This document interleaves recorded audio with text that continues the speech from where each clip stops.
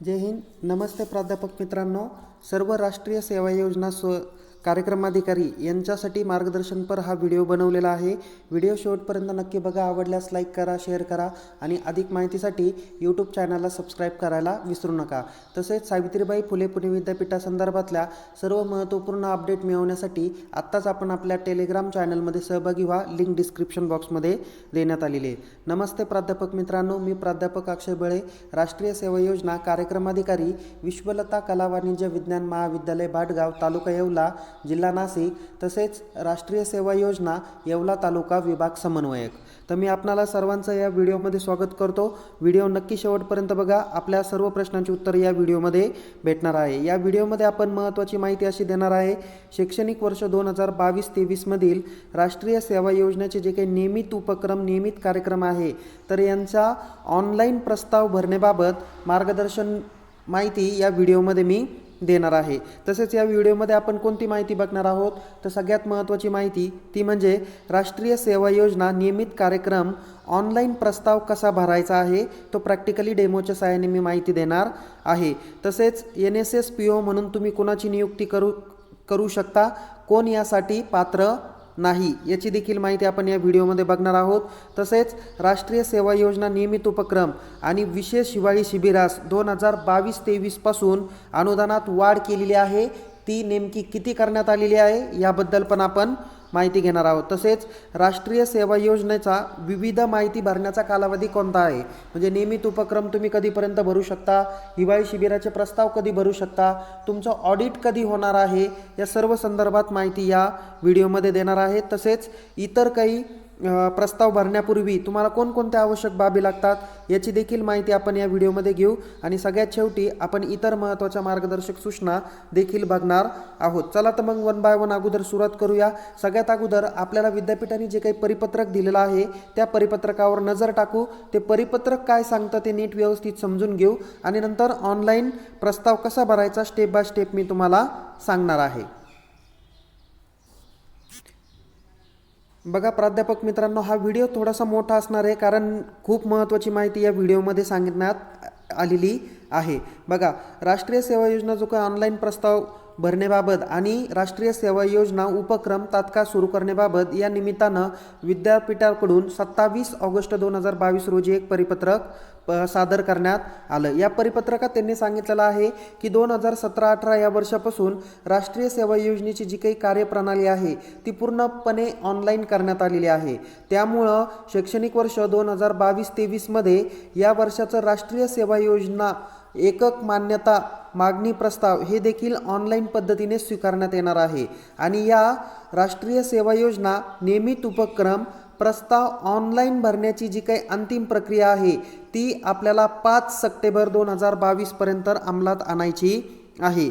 आणि यांमध्ये राष्ट्रीय सेवा योजनेची जी काही विद्यार्थी संख्या आहे चालू वर्षातली, तर ही पण आपण 15 सप्टेंबर 2022 पर्यंत पूर्ण करावयाची आहे. आणि जे कार्यक्रम अधिकारी एकक मान्यता प्रस्ताव ऑनलाईन जमा करतील आणि त्याचे जे काही प्रस्ताव आहे त्याची प्रिंट काढूनच ऑनलाईन ज्यावेळेस ते सबमिट करतील, त्याच वेळेस आपल्याला विद्यापीठाकडून प्रपोजल मान्य होईल, प्रस्ताव मान्य होईल आणि तुम्हाला जे काही पत्रक आहे मान्यतेचं ते पत्रक देण्यात येईल. बहुतेक कार्यक्रम अधिकारी काय करतात, ऑनलाईन प्रस्तावाची माहिती भरतात, त्याची प्रिंटआउट काढून त्यावरती जे काही चलन आहे ते चलन बँकेमध्ये भरत नाही आणि ते चलन पेस्ट करून तुम्ही ऑनलाईन सबमिट करत नाही, ज्यावर ते आपल्या कार्यक्रम अधिकाऱ्यांची सही आणि प्राचार्यांची सही पण आवश्यक असते. इथे दुसऱ्या पॅराग्राफमध्ये सांगितलेलं आहे, पहिल्याच पॅराग्राफमध्ये एक शेवटी महत्त्वाची मुद्दा माहिती दिलेली आहे की शैक्षणिक वर्ष 2022-23 पासून महाविद्यालयाने स्वयंसेवकाकडून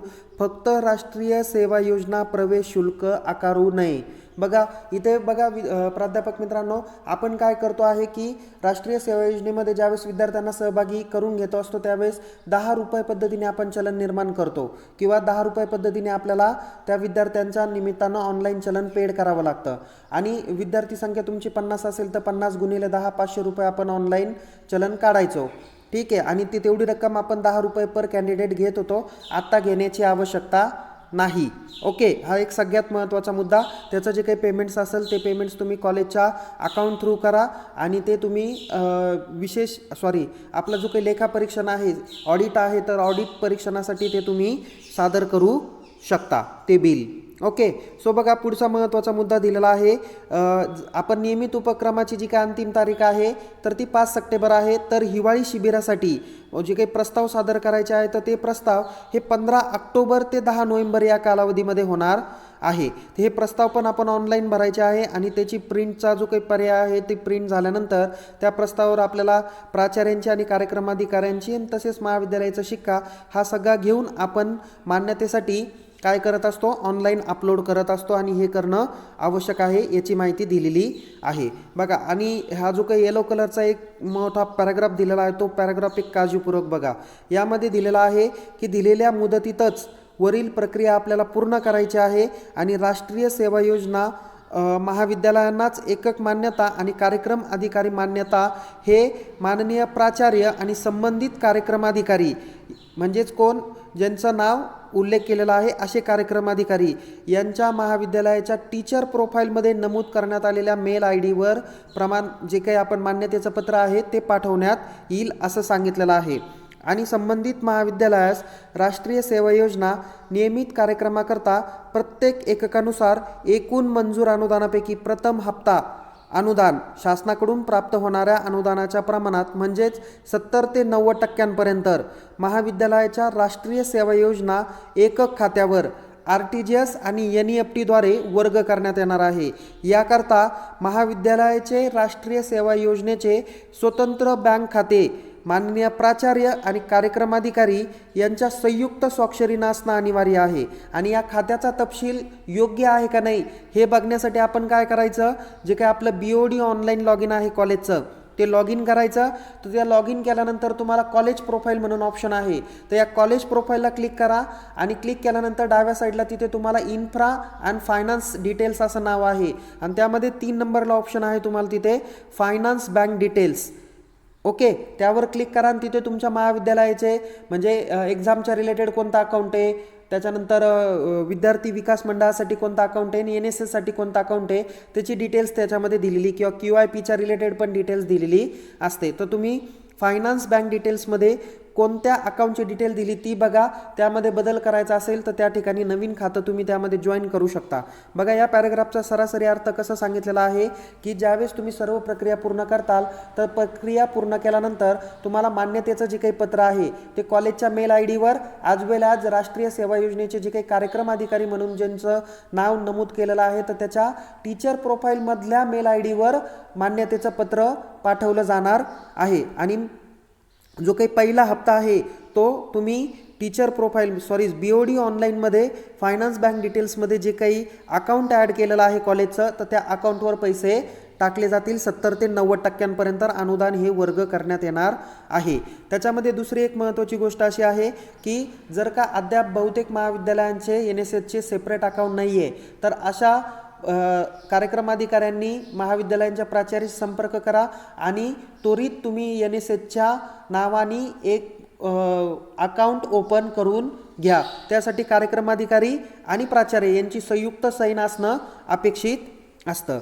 बघा, एकक मागणी प्रस्ताव ऑनलाईन स्वरूपात भरून राष्ट्रीय सेवा योजना संकेतस्थळावर अपलोड केला नसल्यास संबंधित महाविद्यालयाच्या राष्ट्रीय सेवा योजना एककाची मान्यता अबाधित राहणार नाही.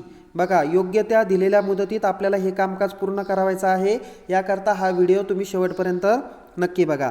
शैक्षणिक वर्ष 2022-23 या वित्तीय वर्षात राष्ट्रीय सेवा योजनेमध्ये विद्यार्थी स्वयंसेवकांना प्रवेश देताना महाराष्ट्र शासन राष्ट्रीय सेवा योजना विभाग शासन निर्णयाप्रमाणे SCसाठी 12%, STसाठी 10% आणि इतरसाठी 78% या प्रमाणात स्वयंसेवकांना प्रवेश देणं अनिवार्य आहे.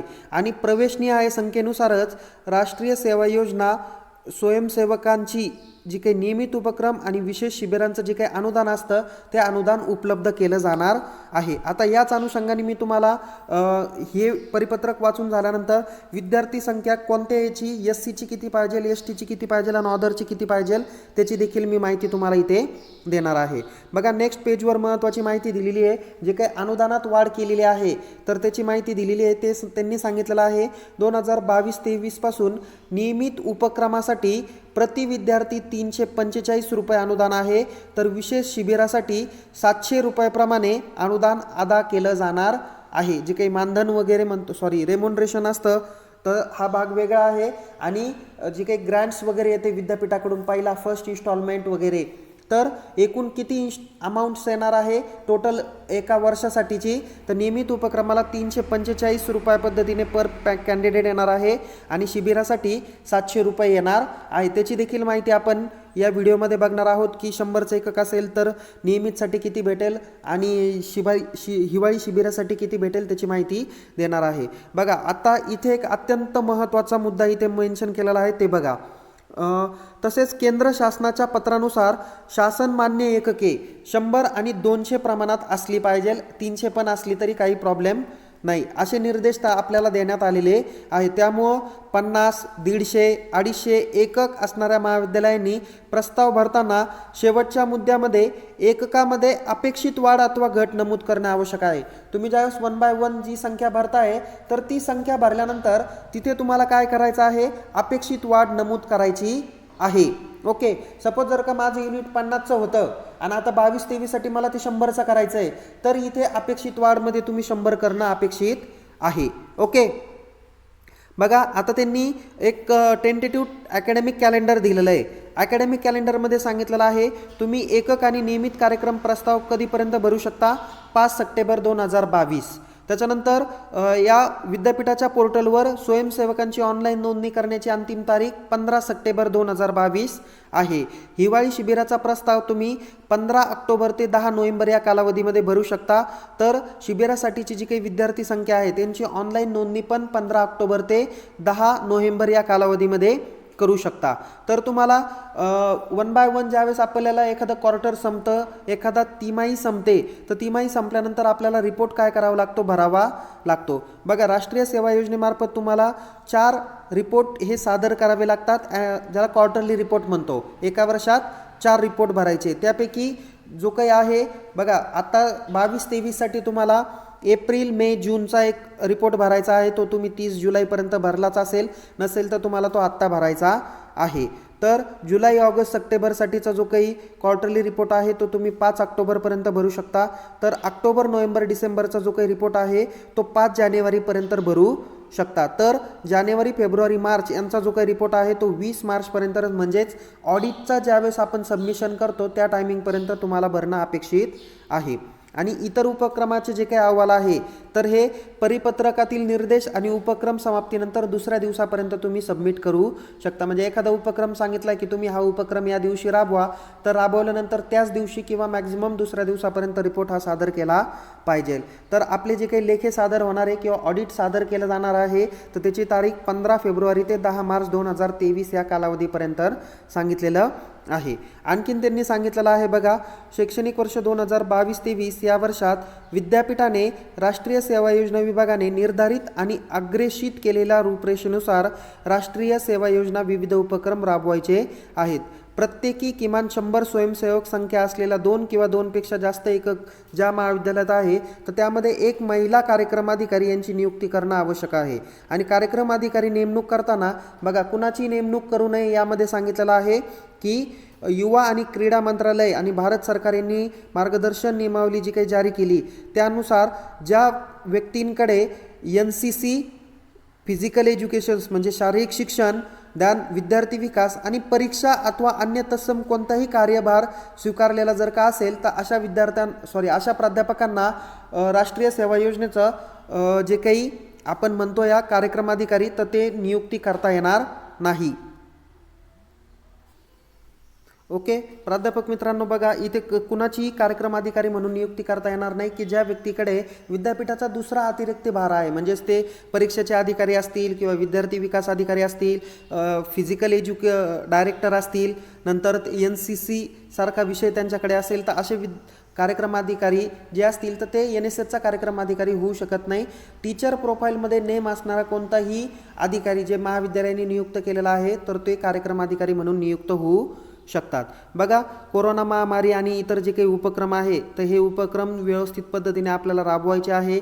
सर्व परिस्थितीची योग्य हाताळणी घेऊन आपण काय केलं पाहिजे, विद्यापीठाने सांगितलेल्या प्रत्येक परिपत्रकाप्रमाणे कार्यक्रम घेतले पाहिजे. इथे बघा, त्यांनी एक महत्त्वाचं या परिपत्रकामध्ये सांगितलेलं आहे की गव्हर्नमेंटचा जो काही ॲक्शन प्लॅन आहे NSSचा, गव्हर्नमेंट ऑफ महाराष्ट्राचा, तर त्याची रूपरेषा दिलेली आहे. आणि त्यांनी एक महत्त्वाची सूचना अशी पण दिलेली आहे की प्रत्येक एककासाठी एक स्वतंत्र कार्यक्रम अधिकारी आणि एक एकक मान्यता देण्यात येणार आहे. म्हणजे जर का 200 युनिट असेल तर एकक मान्यता मंजूर असणाऱ्या महाविद्यालयास 100 युनिट करता 1 आणि 202 युनिट करता 100 आणि 3 युनिट करता 100 याप्रमाणे स्वतंत्र कार्यक्रम अधिकारी आणि एकक मंजुरी देण्यात येणार आहे. ओके, त्यामुळे इथं ॲक्शन प्लॅन पण दिलेला आहे, अकॅडमिक कॅलेंडर पण दिलेलं आहे. तर व्यवस्थित पद्धतीने तुम्ही कार्यक्रम घेतले पाहिजे आणि त्याचं योग्य त्या वेळी रिपोर्ट्स तयार करून योग्य त्या ठिकाणी पाठवले देखील पाहिजे.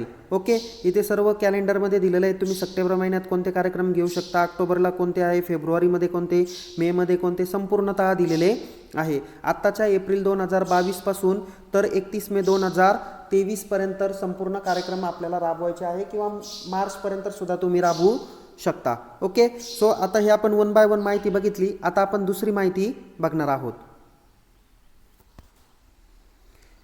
बघा प्राध्यापक मित्रांनो आणि राष्ट्रीय सेवा योजनेचे कार्यक्रम अधिकाऱ्यांनो, आता बघा इथे मी एक महत्त्वाचा चार्ट दाखवला आहे, एक रफ चार्ट केलेला आहे की एनरोलमेंटची संख्या किती असायला पाहिजे. बघा इकडे लेफ्ट हँड साईडला तुम्हाला कॅटेगरी दाखवलेले आहे. आडव्या रोमध्ये तर कॅटेगरी आहे आणि उभ्या रोमध्ये तुम्हाला विद्यार्थी संख्या दाखवलेली आहे. हॅलो, ओके, बघा इथे जर का आपली विद्यार्थी संख्या जर का 50 असेल तर त्यासाठी तुम्ही SCचे 6 विद्यार्थी अपॉइंट करू शकता, STचे 5 आणि ऑदरचे 39 असे मिळून तुम्ही 50 व्हॉलेंटियर्स ॲड करू शकता. बघा SCसाठी 12% रिझर्वेशन आहे, STसाठी 10% आणि ऑदरमध्ये मग तुमचा SBC NT हे संपूर्ण कॅटेगरी किंवा ओपन OBC हे सगळे विद्यार्थी ऑदरमध्ये येतात. मायनॉरिटी पण तिथे सेपरेट एक दाखवलेला आहे, बट मायनॉरिटी पण तो काउंट इथेच येणार आहे. 100चं जर युनिट असेल तर त्यासाठी SCचे 12, STचे 10 आणि ओपनचे 78 आहे.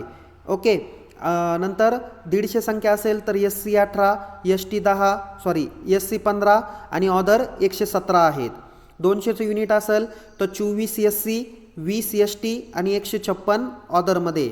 तर 200चं युनिट जे काय आहे तर यांच्यासाठी 24, 20 आणि 156 आहे. तर 250साठी 30 विद्यार्थी SC, STसाठी 25 आणि ऑदरसाठी 195 आहे. तर 300 युनिटसाठी तुम्हाला SCचे 36 विद्यार्थी मिनिमम पाहिजे, STचे 30 पाहिजे आणि ऑदरचे 234 विद्यार्थी तुम्ही त्यामध्ये एनरोल करू शकता. सपोज SCचं तुमच्याकडे 40 आहे तर STचे सुद्धा तुम्हाला थोडेफार कमी जास्त, म्हणजे तुम्ही STचे पण 30 विद्यार्थी घेऊ शकता आणि ऑदरमध्ये तुम्ही कमी जास्त करू शकता.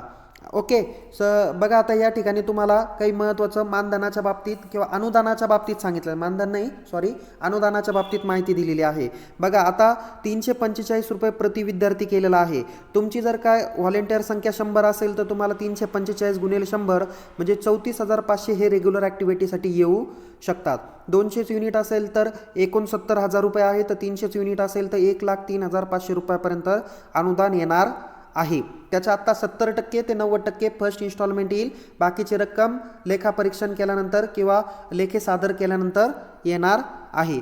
तर स्पेशल कॅम्पच्या बाबतीत बघा, अगोदर 590 होते तर आता 700 रुपये झालेले आहे. तर या 700 रुपये तुमचं युनिट जर का 100चं असेल तर त्यासाठी तुम्हाला 50% स्पेशल कॅम्पसाठी विद्यार्थी संख्या अप्रुव्हल आहे. म्हणजे स्पेशल कॅम्पसाठी तुम्हाला 17,525 विद्यार्थ्यांसाठी आहे, 50 विद्यार्थ्यांसाठी 35,000 आहे, 75 विद्यार्थ्यांसाठी 52,500 आहे, 100 विद्यार्थ्यांसाठी 70,000 आहे, 125 विद्यार्थ्यांसाठी 87,500 आहे, तर 150 विद्यार्थ्यांसाठी 1,05,000 रुपयापर्यंत स्पेशल कॅम्पचं अनुदान भेटणार आहे. ओके. आता क्वार्टरली रिपोर्ट बघा, मी इथे 2022-23चे क्वार्टरली रिपोर्ट सांगतो आहे. आत्ता क्वार्टर रिपोर्ट सेकंड संपलेला आहे आणि थर्ड पण आत्ता चालू आहे. सप्टेंबर महिन्यात तो एंड होणार आहे.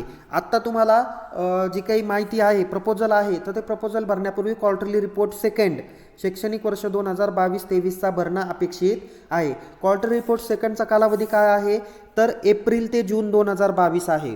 ओके, हा तुम्हाला आत्ता भरायचा आहे.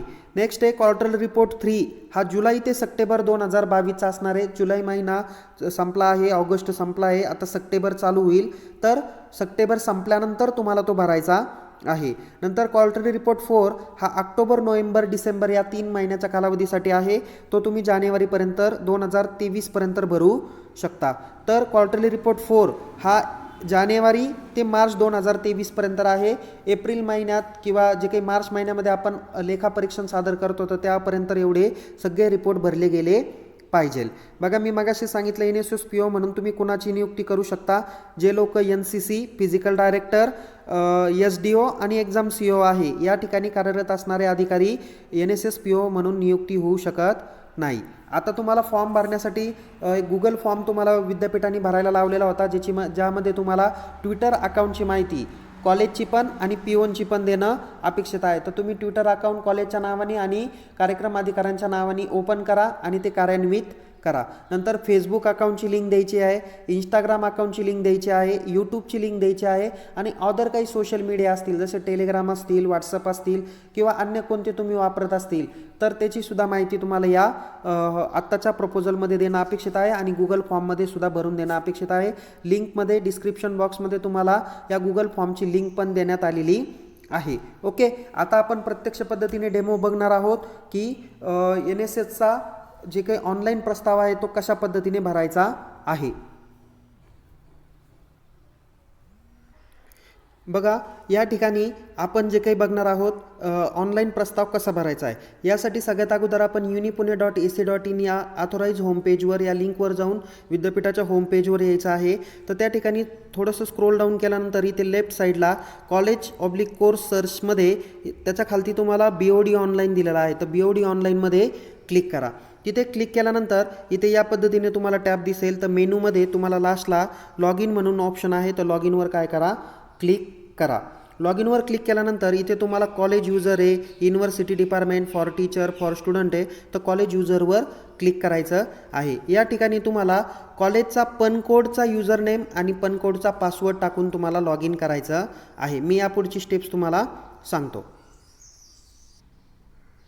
ओके, बघा, या ठिकाणी तुम्ही ज्यावेळेस लॉग इन करता तर लॉग इन केल्यानंतर तुम्हाला या पद्धतीने SPPOचं जे काही महत्त्वाचं अकाउंट्स आहे तर ते अकाउंट्स तुम्हाला दिसणार आहे. ओके, तर कॉलेज प्रोफाईल इथे दिसेल. थोडंसं खालती स्क्रोल डाऊन करा. स्क्रोल डाऊन केल्यानंतर तिथे तुम्हाला NSS म्हणून एक टॅब दिसेल. तर त्या टॅबवर काय करायचे आहे, क्लिक करायचं आहे.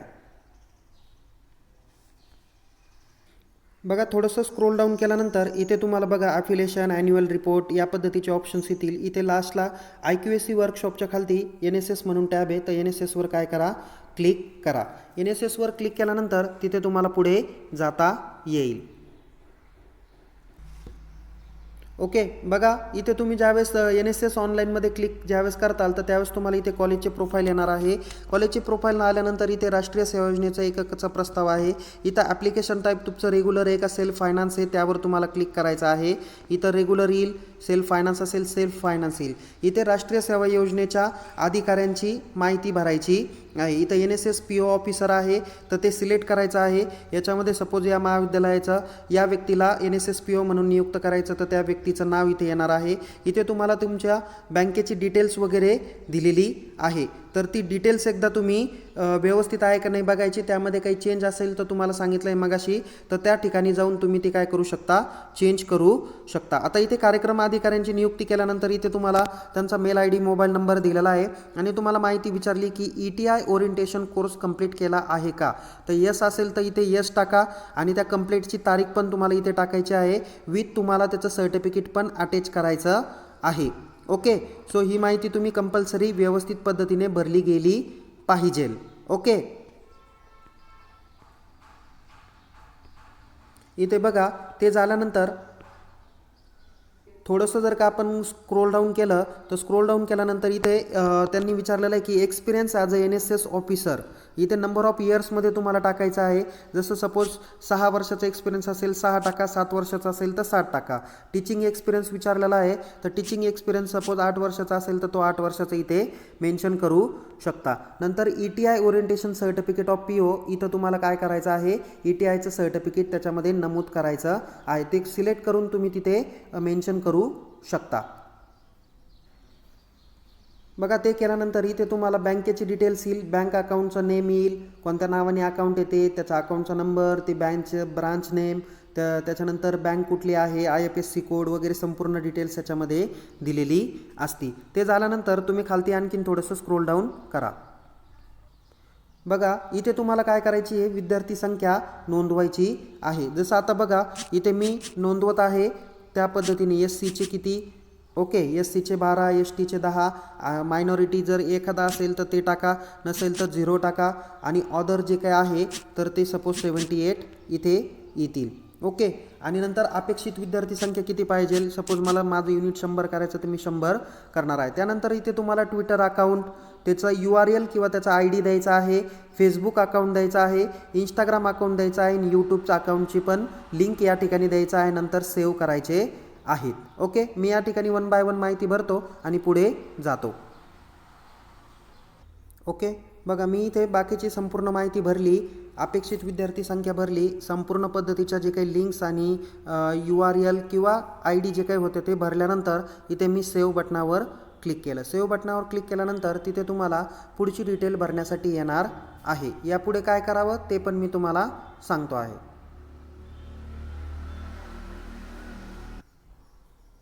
एक महत्त्वाचं इन्स्ट्रक्शन आहे बघा, या ठिकाणी मी मगाशी जी काही 100च्या हिशोबाने संख्या भरलेली होती तर ती 100च्या हिशोबाने न भरता तुमचं जे काही आत्ताचं युनिट आहे त्या युनिटला अनुसरूनच तुम्ही ती संख्या भरली पाहिजे. जसं माझी 50 अगोदर सँक्शन संख्या होती तर मी 50च्या हिशोबाने मी SC ST मायनॉरिटी आणि ऑदरची डिटेल मी भरलेली आहे, आणि अपेक्षित स्वयंसेवक संख्या मला 100 पाहिजे तर मग मी 100पर्यंत तिथे टाकलेलं आहे, आणि इथे सेव्ह आणि नेक्स्टवर क्लिक करतो. नाही तर मग मला त्यावेळेस इतर विद्यार्थी, अल्पसंख्याक, अनुसूचित जाती जमाती 22-23साठी यांची संख्या चुकत आहे असा मेसेज येऊ शकतो.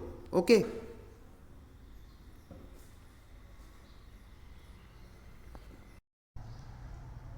बघा ज्यावेळेस आपण सेव्ह आणि नेक्स्टवर करतो त्यावेळेस या पद्धतीचा डॅशबोर्ड तुम्हाला बघायला भेटेल. बघा काही जर का चेंजेस करायचे असेल तर त्यासाठी तुम्ही एडिटवर काय करा, क्लिक करा आणि पुढे माहिती भरू शकता, त्याच्यामध्ये एडिट करू शकता. ओके, बघा प्राध्यापक मित्रांनो, यामध्ये जर का आपल्याला काही एडिट करायचे असेल तर त्यासाठी इथे तुम्ही एडिटच्या याच्यामध्ये गेला, एडिट गेल्यानंतर पुन्हा एकदा माहिती भरलेली एकदा चेक करा. माहिती भरल्यानंतर इथे बघा कार्यक्रमाधिकारी, त्यांचा मोबाईल नंबर, इथे ETI कॅम्प केला आहे का नाही, टीचिंग एक्सपिरियन्स किती आहे, NSSचा PO म्हणून एक्सपिरियन्स किती आहे, इथे ETI ओरिएंटेशन सर्टिफिकेट जर का आपण केलेलं असेल तर यामध्ये चूज फाईलमध्ये ते काय करा, सिलेक्ट करा. मी इथे फाईल सिलेक्ट करतो आणि पुढे जातो. बघा इथे मी फाईल काय केलेली आहे, ETIची PDF फॉर्मॅटमधली जी काही फाईल आहे ती मी इथे काय केली आहे, सिलेक्ट केलेली आहे. त्याच्यानंतर इथे तुमच्या बँकची डिटेल्स येणार आहे. इथे बघा राष्ट्रीय सेवा योजनेच्या एककाची माहिती आपल्याला द्यायची. बघा इथे एक महत्त्वाची गफलत काही जण करत आहेत, ज्यांचे मेसेज ग्रुपवर येत आहे. त्यामध्ये सांगताय की सर आम्हाला 50ची मान्यता आहे, तर याच्यामध्ये आम्ही संख्या टाकताना SC ST मायनॉरिटी ऑदर 50च्या हिशोबाने टाकायची का वाढवून दिलेल्या युनिटच्या हिशोबाने टाकायची. तर इथे बघा तुमचं 50ची मान्यता आहेच ऑलरेडीची, तर 50च्या हिशोबाने तुम्ही जे काही आपले पर्सेंटेज आहे त्या पर्सेंटेजच्या बेसवर इथे संख्या टाकून द्या. आणि अपेक्षित संख्या तुम्हाला किती पाहिजे, 100 पाहिजे, 200 पाहिजे, 300 पाहिजे, काहींची इथे जर 100 असेल त्यांना 50 पाहिजे तर 50 करा. पण शक्यतो आता विद्यापीठामार्फत 100, 200, 300 असंच युनिट राहणार आहे. तर तुम्हाला संख्या जेवढी वाढून पाहिजे तर इथे वाढीव संख्या टाका. जर इथे तुम्हाला 100 पाहिजे तर 100 करा, 200 पाहिजे तर 200 करा. इथे बघा ट्विटर अकाउंटचं URL किंवा ID द्यायचं आहे. तुमच्याकडे लिंक असेल तर लिंक द्या, ID असेल तर ID तुम्ही देऊ शकता. फेसबुक अकाउंटचं URL किंवा त्याची जी काही लिंक आहे ती कॉपी पेस्ट करून तुम्ही इथे टाकू शकता. तसंच पद्धतीने इंस्टाग्राम आणि यूट्यूब यांची देखील लिंक काय करा, तुम्ही पेस्ट करा, कॉपी पेस्ट करून या सगळी माहिती भरा आणि ते अपडेटवर काय करा, क्लिक करा. अपडेटवर क्लिक केल्यानंतर तिथे तुम्ही ही प्रक्रिया तुमची पूर्ण होत आहे आणि इथे तुम्हाला या पद्धतीचा बघा डॅशबोर्ड दिसेल. राष्ट्रीय सेवा योजना एकक प्रस्ताव, application ID, NSS code, type येईल, अकॅडमिक इयर 22-23, अप्लाइड स्थिती किंवा प्रस्ताव स्थिती अप्लाइड आहे. ॲक्शनमध्ये इथं प्रिंट म्हणलं का यामध्ये तुम्हाला चेंज करता येणार नाही आहे. एक महत्त्वाची गोष्ट लक्षात घ्या की यामध्ये आपण दरवेळेस काय करायचो, 1 बाय 1 विद्यार्थी संख्या टाकल्यानंतर सेव्ह म्हणल्यानंतर तिथे तुम्हाला बँकेची डिटेल टाकावी लागत होती आणि बँकेचे डिटेल टाकल्यानंतर चलन प्रिंटआउट होत होतं. तर आता चलन प्रिंटआउट होणार नाही, तुम्हाला बँकेकडे जाण्याची आवश्यकता नाही. पुणे विद्यापीठाचं जे NSS विभाग आहे ते काय करणार आहे, जो केंद्र सरकारला आपला शेअर जातो पर विद्यार्थी तर तो विद्यापीठ पाठवणार आहे, आपल्याला पाठवण्याची आवश्यकता राहणार नाही. त्यामुळे आपल्याला कोणतेही चलन बँकेतून प्रिंटआउट करायचं नाही आहे. ओके, सो इथे आता कन्फर्म झाल्यानंतर इथे प्रिंट ऑप्शनला काय करा, क्लिक करा. प्रिंट ऑप्शनला क्लिक केल्यानंतर यामध्ये परत चेंज करता येणार नाही आहे. ओके, मी तुम्हाला इथे प्रिंट दाखवतो. बघा इथे ज्यावेळेस तुम्ही ते प्रिंट आउट काढताल तर प्रिंट आउट काढल्यानंतर इथे date, place, NSS programme officer आहे. इथे तुम्हाला NSS पिओनची साईन घ्यायची आहे. इथे सील आहे. तिथे कॉलेजचा जो काही गोल्ड स्टॅम्प आहे तर गोल्ड स्टॅम्प इथे तुम्ही टाकू शकता आणि इथे प्रिन्सिपल सरांचा सही आणि स्टॅम्प्स इथे तुम्ही घेऊ शकता. आणि ही काय करायची आहे, PDF स्कॅन करून अपलोड करायची आहे. जोपर्यंत तुम्ही ही अपलोड करत नाही तोपर्यंत तुम्हाला पिओनचं सँक्शन लेटर ॲज वेल ॲज युनिटची मान्यता त्याचं पत्र भेटणार नाही. आता हे कुठे अपलोड करायचं ते देखील मी तुम्हाला सांगतो. बघा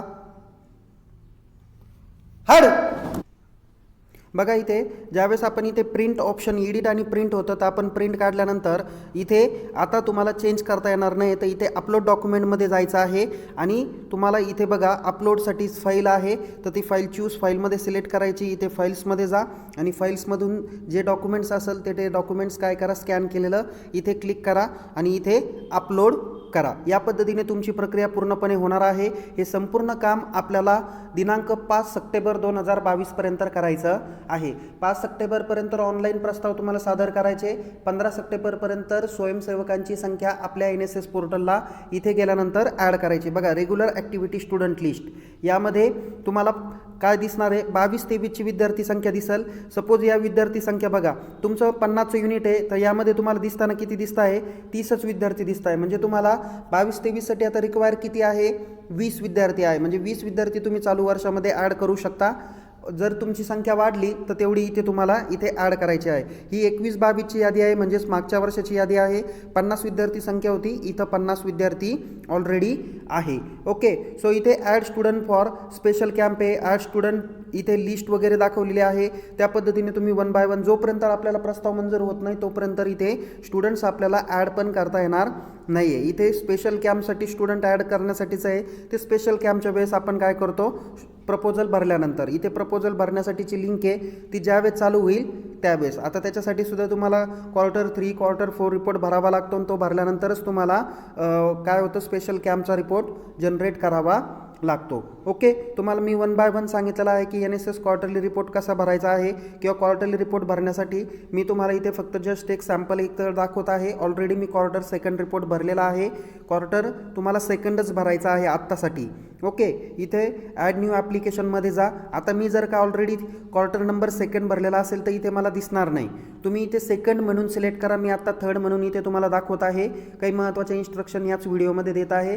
यापूर्वी मी NSS ऑर्डिनन्स 163च्या वेळेस किंवा त्याच्याही अगोदर क्वार्टरली रिपोर्ट कसा भरावा याची माहिती दिलेली होती. सपोज इथे क्वार्टर सिलेक्ट करा, तुम्ही तिथे 2 क्वार्टर सिलेक्ट करा. मी इथे 3 केलेला आहे.